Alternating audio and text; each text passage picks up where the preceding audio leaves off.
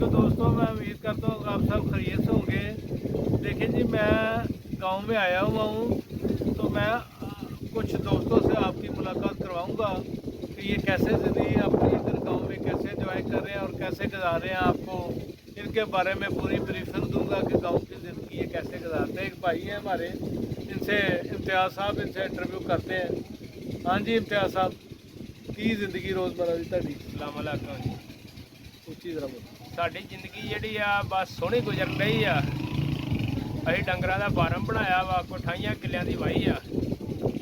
ਸਵੇਰੇ ਉੱਠੀਦਾ ਵਾ 4 ਵਜੇ, ਉੱਠ ਕੇ ਡੰਗਰਾਂ ਨੂੰ ਪੱਠੇ ਪਾਈਦੇ ਆ, ਮਸੀਤੇ ਜਾਈਦਾ, ਨਮਾਜ਼ ਪੜ੍ਹੀਦਾ, ਆਣ ਕੇ ਧਾਰਾਂ ਕੱਢੀ ਦੀਆਂ। ਧਾਰਾਂ ਕੱਢ ਕੇ ਦੋਜੀ ਨੂੰ ਦੁੱਧ ਦੇ ਕੇ ਤੇ ਡੇਰੇ ਆ ਜਾਈਦਾ ਵਾ। ਆਣ ਕੇ ਟੂਬਲ ਚਲਾਈਏ, ਪੱਠਿਆਂ ਨੂੰ ਪਾਣੀ ਲਾਈਏ, ਕਣਕਾਂ ਨੂੰ ਪਾਣੀ ਲਾਈਦਾ ਵਾ। ਪੱਠੇ ਵੱਢੀ ਦੇ ਆ, 2 ਰੇੜੇ ਪੱਠਿਆਂ ਦੇ ਵੱਡੇ ਹੱਥ ਲਾਈ। अच्छा जी, रोज़ आपका काम है? रोज का काम है, सुबह 4 बजे उठना तो रात को 12 बजे सोना। अच्छा, इसके बाद फिर आपका क्या शुगर है? जब पट्टे काट लेते हैं, फिर जब से काम गाँव में चले जाते हैं? फिर गाँव में चले जाते हैं, उधर जाके पट्टे कुतरते हैं, डंगरा को पाते हैं, डंगरा को पाईदे हैं, पट्टे कुतर के फिर धारा कढ़ी दियां वा, उन्होंने पानी डाईदा, अगे पिछे करीदा वा। 10,000 का रोज का दुध देईदा डेली का।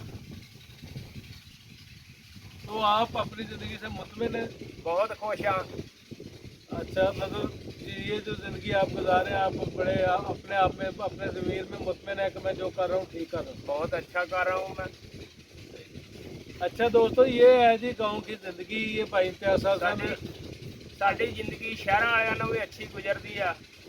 ਉਹ ਦਫ਼ਤਰਾਂ 'ਚ ਕੰਮ ਕਰਦੇ ਆ, ਘਰ ਦੀਆਂ ਟੈਨਸ਼ਨਾਂ ਉਹਨਾਂ ਨੂੰ ਬਹੁਤੀਆਂ ਹੁੰਦੀਆਂ। ਸਾਨੂੰ ਘਰ ਦੀ ਟੈਨਸ਼ਨ ਕੋਈ ਨਹੀਂ ਹੁੰਦੀ। ਅਸੀਂ ਪਿੰਡੂ ਲੋਕ ਆ, ਉਹਨਾਂ ਨੇ ਗੋਸ਼ਤ ਖਾਣਾ, ਅਸੀਂ ਹਰੀ ਮਿਰਚ ਖਾ ਲੈਂਦੇ ਆ।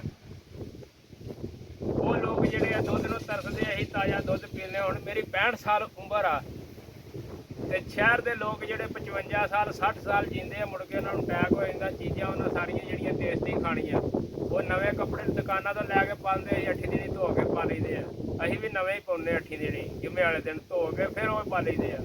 ਜੋ ਰੋਜ਼ ਗੋਸ਼ਤ ਖਾਂਦੇ ਬੱਕਰੇ ਨਾਲ ਆਈ ਯਾਰ, ਸਾਨੂੰ ਬਹੁਤੀ ਜਿੱਦਣ ਭੁੱਖ ਲੱਗੇ ਅਸੀਂ ਉਦੋਂ ਹਰੀ ਮਿਰਚ ਰਗੜ ਕੇ ਉਹਦੇ ਨਾਲ ਰੋਟੀ ਖਾ ਲਈਦੀ ਆ, ਤਾਂ ਵੀ ਅਸੀਂ ਸਾਨੂੰ ਗੋਸ਼ਤ ਨਾਲ ਬਹੁਤਾ ਸਵਾਦ ਆਉਂਦਾ ਵਾ। ਤੇ ਇਸ ਕਰਕੇ ਕਿ ਅਸੀਂ ਆਪਣੀ ਜ਼ਿੰਦਗੀ ਦੇ ਵਿੱਚ ਬਹੁਤ ਜ਼ਿਆਦਾ ਖੁਸ਼ ਆ। ਸੋਹਣੀ ਜ਼ਿੰਦਗੀ ਲੰਘਣ ਡਈ ਆ, ਖੁਸ਼ਹਾਲ। ਸਾਡੇ ਬੱਚੇ ਪੜ੍ਹਦੇ ਆ, ਸੋਹਣੇ पढ़ते आ। बहुत जी देर आपने भाई की बातें सुनी है, आप लोगों को अंदाज़ा हुआ जी ये कैसे ज़िंदगी गुजार रहे हैं। आप लोग ये इनसे सबक सीखें कि ये गांव में रह के, मिट्टी में रह के, मिट्टी में काम करके भी इतने खुश हैं। तो अल्लाह ताला इनको और ज़्यादा खुशी अता फरमाए जी। हम तो ये दुआ गो हैं इनके लिए, क्योंकि ये वाकई ही मैंने इनकी ज़िंदगी की तह में जाके देखा है कि ये जो ज़िंदगी गुजारते, बहुत हसीन ज़िंदगी है इनकी और अच्छे तरीके से ज़िंदगी ये गुजारते हैं। तो ये बहुत बड़ी बात है जी कि इतनी मेहनत करके भी ये लोग इतने खुश हैं। हम लोग नौकरी करके 8 घंटे तो परेशान होते हैं कि शायद हमने पूरा आसमान उठाया हुआ है, लेकिन ये इतने काश करके, इतनी मेहनत करके, इतनी जदोजहद करके तो फिर ये जाके लोग कामयाब होते हैं। और इनकी ज़रिया आमदनी देखें, ये जो फसलें इन्होंने लगाई हुई हैं ये तैयार होनी है 6 महीने तक, इनकी कोई इनकी तनख्वाह नहीं आती। इन्होंने इंतज़ार करना होता है कि ये फसल पक जाए, फिर हम इसको सेल करें। जितनी इनके खाने की चीज़ की ज़रूरत होती है ये लोग रख लेते हैं, बकाया सेल करते हैं। तो ये इन लोगों का है जी एक शुगला। आप लोग शहरों में जो लोग रहते हो, जो ऊपर बैठे हो, इन लोगों की ज़िंदगी को भी देखें कि ये कितनी एंजॉय करते हैं।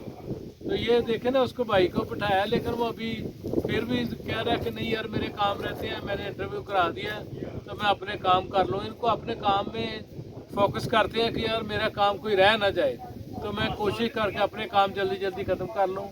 इनके पास टाइम ही इतना होता है कि इतने टाइम ने हमने गाँव में जाना है, पट्ठे बनाने हैं, उतरने हैं, फलाना काम करना है, फिर रात को भैंस जो बच्चे हैं उनको चोना भी है। तो ये है जी इनका शुगला। तो आप लोग भी इनके ऊपर मज़ीद कमेंट करें। बहुत शुक्रिया आपका, बहुत शुक्रिया जी।